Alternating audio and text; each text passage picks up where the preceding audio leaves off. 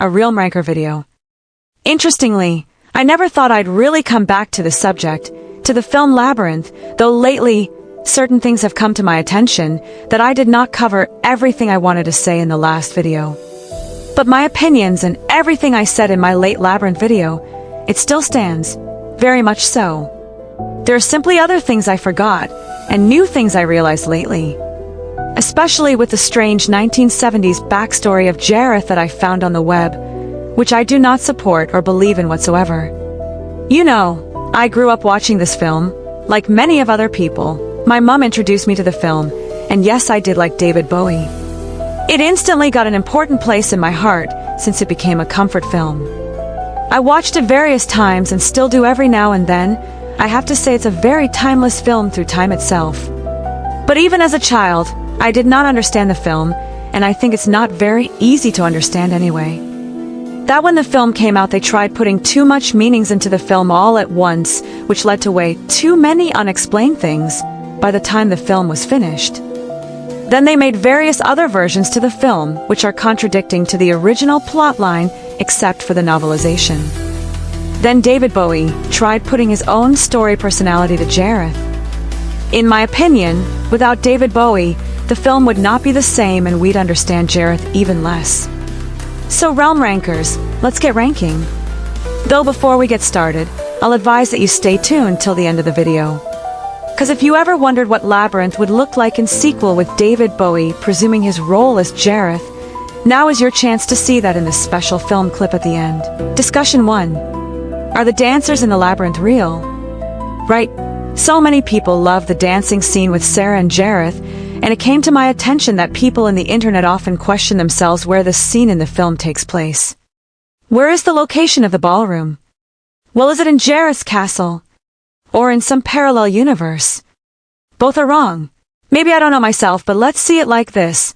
The ballroom interior does not look like the inside of a castle. There are no doors, windows, or entry points. Just one single room with people dancing. We see Jareth and Sarah interact with each other with a song as the world falls down. Sarah first entered that place after biting into the fruit that Hoggle gave her. After biting into it, Hoggle vanishes. She leans against a tree, sees hallucinations, and eventually sits down and closes her eyes. Then she's suddenly in a ballroom. Did Jareth drug her, and she fell unconscious while he brought her somewhere else? No. So my opinion of Sarah's experience in the labyrinth being real, and her not dreaming, also still stands, but a small part of me has changed on this. I do believe that she was dreaming in some part of the journey, and that part is when she eats the fruit and falls asleep. The dancing scene is real though, but in her mind. The ballroom scene took place in her dreamscape, which explains how she was able to shatter that reality and escape from it. Jareth wasn't able to stop her from leaving because it was her dreamscape and her choice. He was only able to influence the basis of the dream, not what she did. How do we know this? Because Sarah can never influence anything in Jareth's world, but suddenly there she can? Doesn't make sense. So no, she wasn't dreaming except for that specific moment in time. Now, I'm not saying that the dancers aren't real. I'm just saying it's highly unlikely that they are real. Jareth influenced everything in that dream when we see him send out those crystals, which turn into Sarah's hallucinations before she falls asleep. From the dress she wears to the song he sings. Seems he can still influence her in her dreams, since he has the power to make dreams come true. But not powerful enough to keep her there. Anyway, if the dancers aren't real, people may start saying that Jareth wasn't there either. That it's just a dream version of him. In the novelization, when Sarah goes into the ballroom, she senses Jareth's presence, not noticing much the presence of others. Then people may think, maybe the goblins magically turned themselves into humans and became the dancers in the dreamscape, which I seriously doubt. I think if they could do so, Jareth wouldn't be so lonely. Jareth is the only one in the dreamscape that has his own willpower. He seems to feel feelings on his own volition and hides from Sarah and the crowd, and the dancers seem to react to what Jareth wants them to do, especially when Sarah escapes and the crowd chases after her. It's Jareth's look of disappointment that stands out. Even the song, As the World Falls Down, is created by Jareth, It was sung by him. At the start of the film, we see the music box of Sarah, which plays a similar tune of the song sung by Jareth. In the novelization, the song played in the music box is Greensleeves. Jareth in the book, of course, puts the song Greensleeves into this scene instead of a song in the movie. But still, how can Jareth know the words to a song he's only ever probably heard from a tune? There were no words to the song. He created them, which means in that moment in time, he really was there. The question is, if Sarah was in Dreamscape, how did she get from the place she fell asleep to falling in the junkyard? She could not have sleepwalked. And the fruit she ate, she was still holding it, which means not much time passed between the scenes. It can only mean that Jareth brought her there after she escaped from the dream. It's the only way she could have gotten there, and perhaps he magically disappeared afterwards. Perhaps. But I think this really proves that Jareth really was there with Sarah and not anyone else. I believe that the dancers were a reflection of Jareth's loneliness and the need to be understood by people like him. He always only focuses on Sarah in that film scene. He seems to take no interest in the others. Like they don't exist. They're insignificant. I'm not saying the dancers are not real. But at the same time I am, because I say it's highly unlikely they are real. Taking all of this into consideration.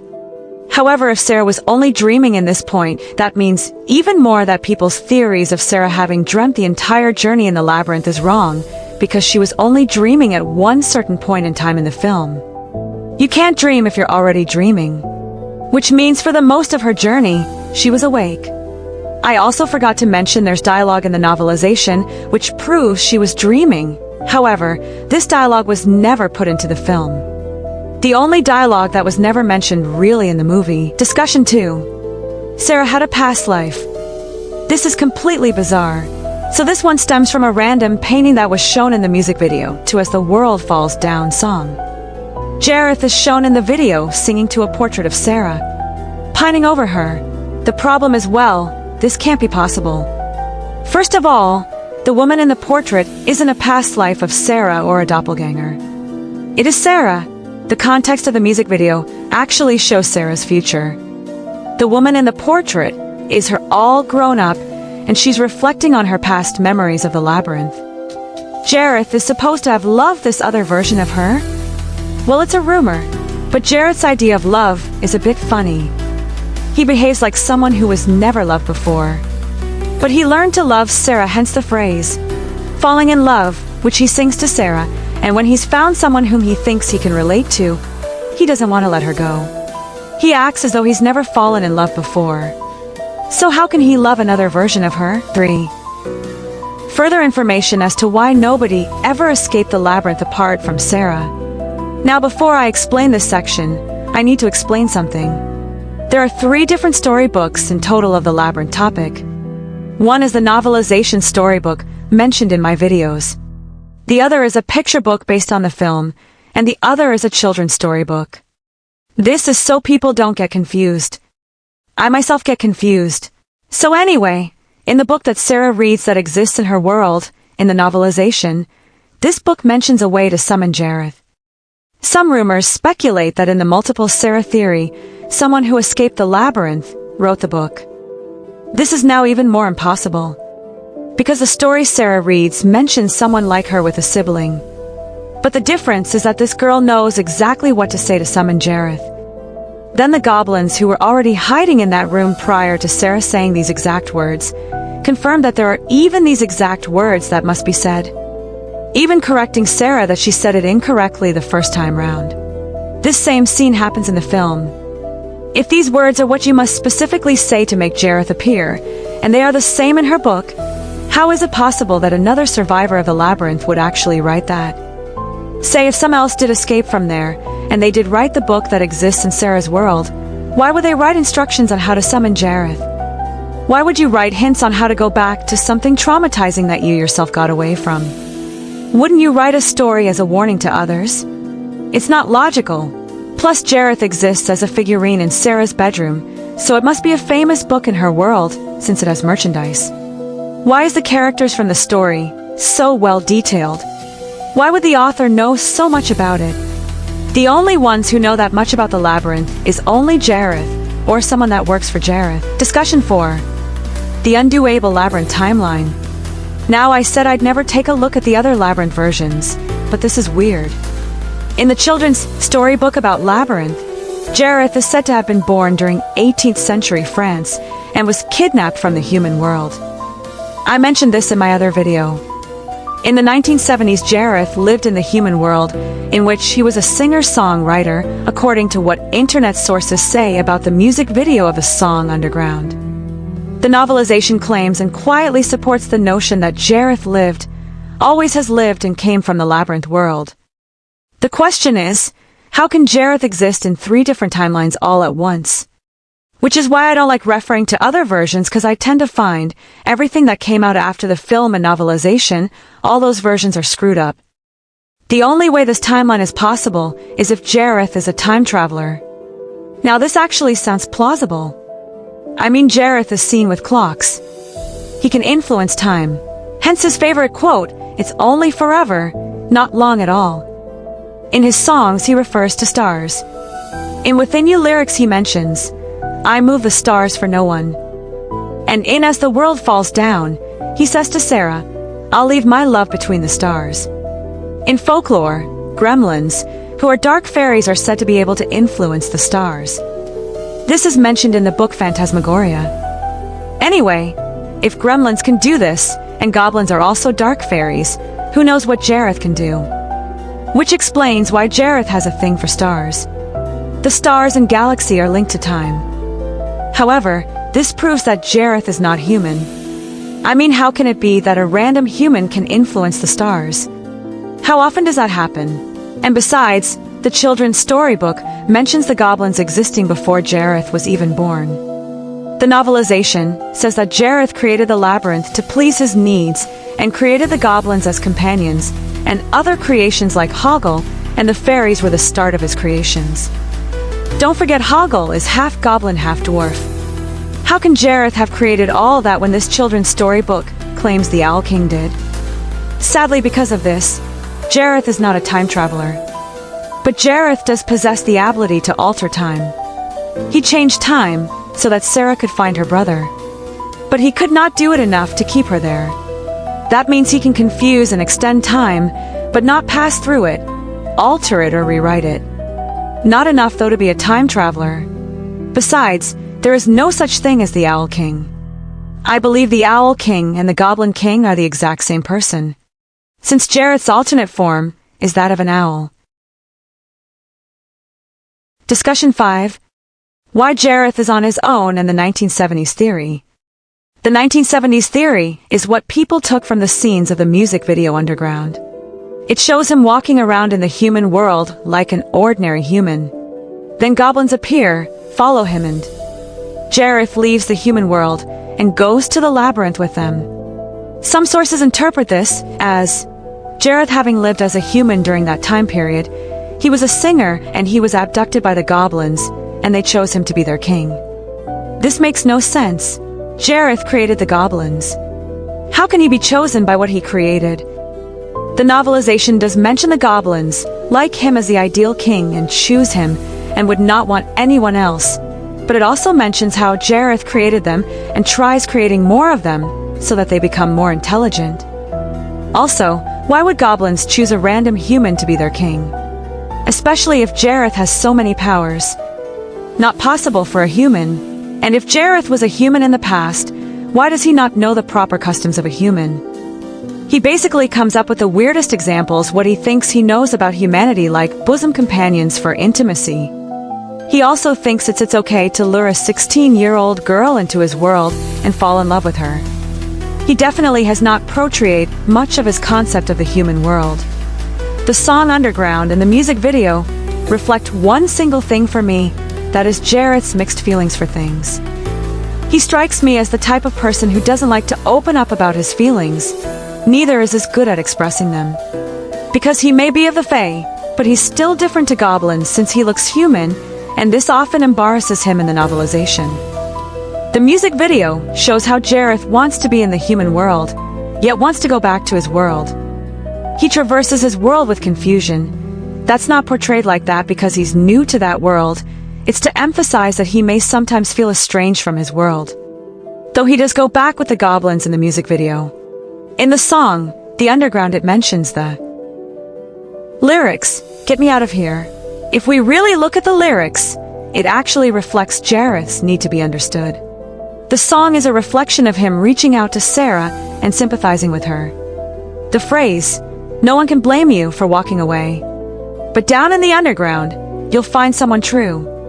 And this can be interpreted as, it's only forever, not long at all, lost and lonely.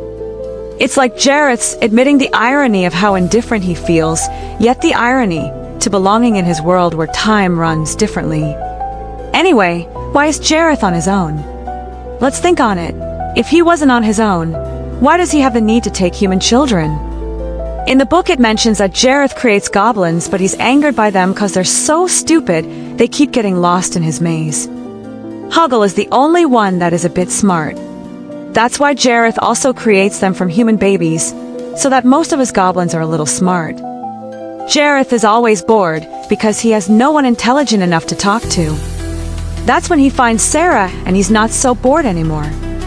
But yet, in the novelization as well, Jareth takes human children and turns them into goblins because he wants to find someone to be a companion to the throne, someone smart enough. As well as the fact that Jareth tries to relate to Toby, saying Toby has his eyes, wanting to call him Little Jareth. Also, if he has other people like him, why bring Sarah into his realm? And why only have goblins in the Goblin City? Plus, in the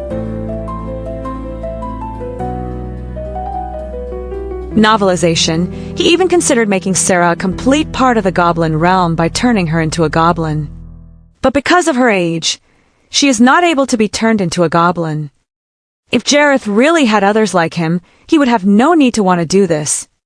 Besides, if Jareth really was human, and the goblins had chosen him as their king, it would not be possible to change him into a fey being. Cause Jareth would be older than Sarah, and Jareth failed to turn Sarah into a fey creature because of her age. How can the goblins do the same with Jareth if Jareth, who is more powerful than his goblins, failed to do that to Sarah? There is a source says there are others like him in his world, which is in Return to the Labyrinth. Though in that source, Jareth flees the labyrinth to be with Sarah, and he kidnaps Toby and puts him on the throne instead. Why not leave the throne in the hands of that woman in his world that he's friends with? She's also more like him, magical. So why put a human on the throne and not her? It doesn't make sense. The Jim Henson archives keep screwing up. You cannot rely on that source. Plus, the novelization says that Jareth has been in the labyrinth for a very long time. Remember the film scene Junk City with Sarah's bedroom? Look at how many human-like objects from the human world could be hiding there. Either there's a thin veil between this world and the human world that items fall through to. This is either years of items Jareth collected from the human world or that goblins collected. If there are others like Jareth, why collect so many things from another world? Discussion 6. How Jareth really feels. When Hoggle says to Jareth that he grows close with Sarah, Jareth behaves weird. Like as though he doesn't understand how something like that could be possible. He also seems bizarrely jealous. He even says that if Hoggle kisses Sarah, he'd put him in the bog of the eternal stench. Now, why choose kissing as a punishment? Could have been anything, or hugging perhaps. But kissing now, that's specific when Hoggle and Sarah are only growing close as friends.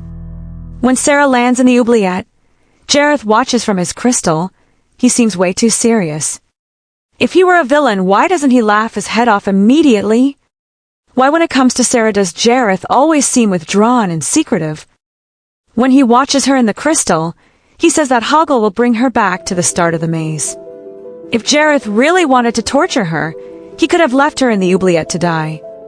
He doesn't make any real attempts to stop her, yet tries to seduce her to stay, which tells me he has mixed feelings about Sarah.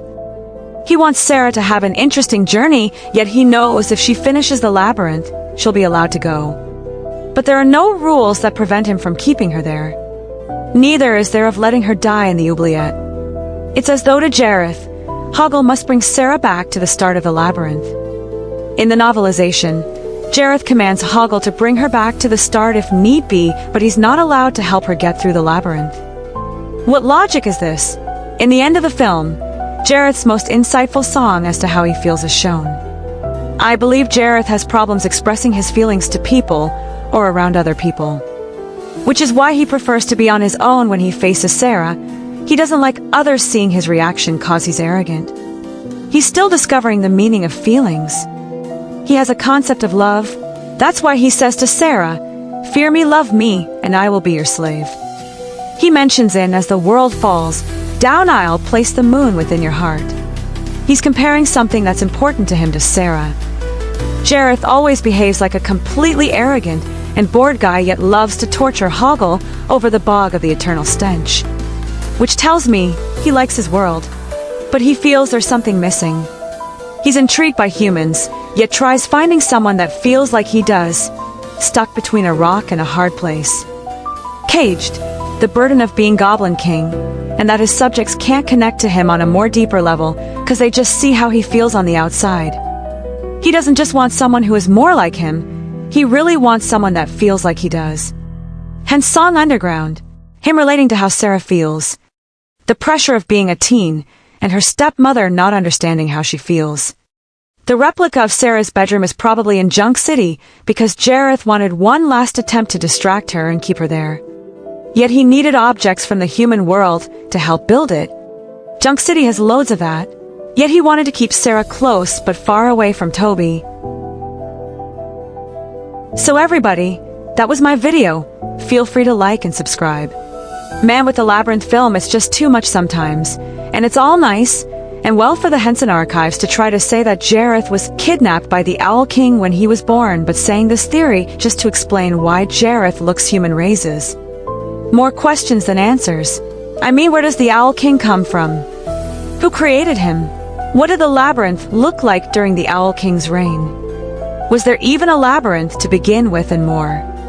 We might as well say what came first, the chicken or the egg? Or why does the whole universe exist? Seriously, as long as people who don't understand the original Labyrinth plotline run the Jim Henson archives, nothing is ever going to make sense for the Labyrinth plotline.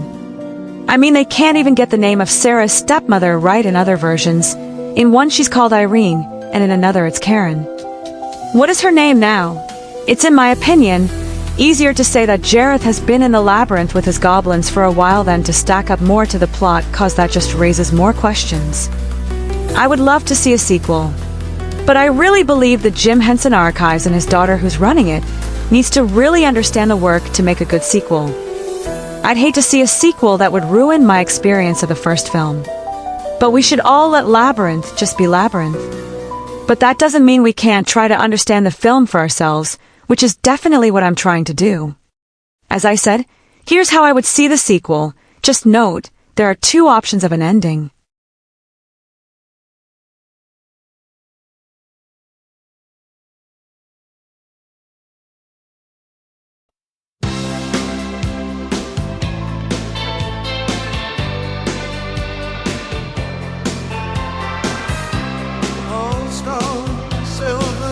On the pond, I see stars everywhere. They fall like glass, they break, they crash, while you are far away from this place, somewhere safe. I fly across the violet sky, beyond the walls of my home.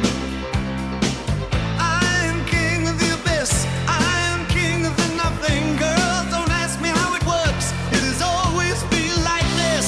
Always, always. It is not long. It is only forever. It is only forever. Such a lonesome thing to be, when there is nobody like me. Nobody like me. Nobody like me. No one else can see what I see. I watch, wait, I wonder how I got here. It is not that I hate it, but I see you, I see you, I see you, and you should be here too. You should be here too, right here beside the throne. It is not long, it is only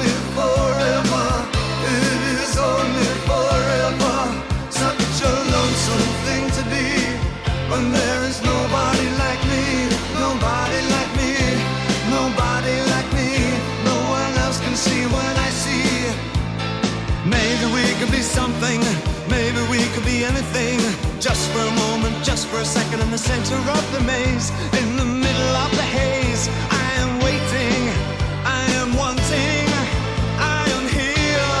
It is not long, it is only forever. It is only forever.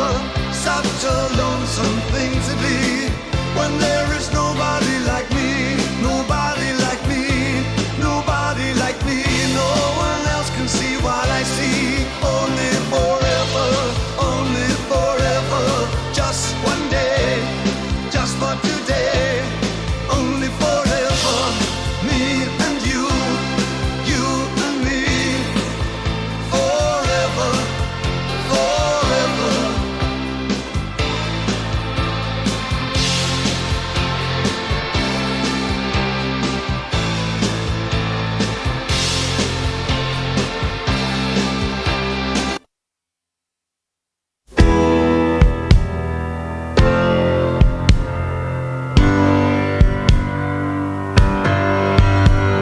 Small, cold storm, a little piece of you, the little dream in me will fade. Blossom fails to bloom this season. Promise not to stay too long. Stay too long. This is not the miracle.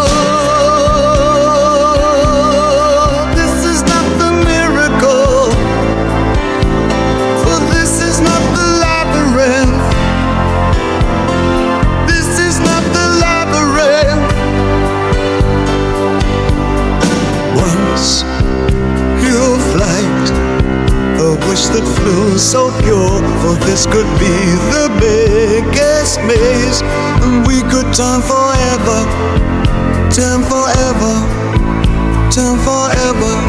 This is not the miracle. This is not the miracle.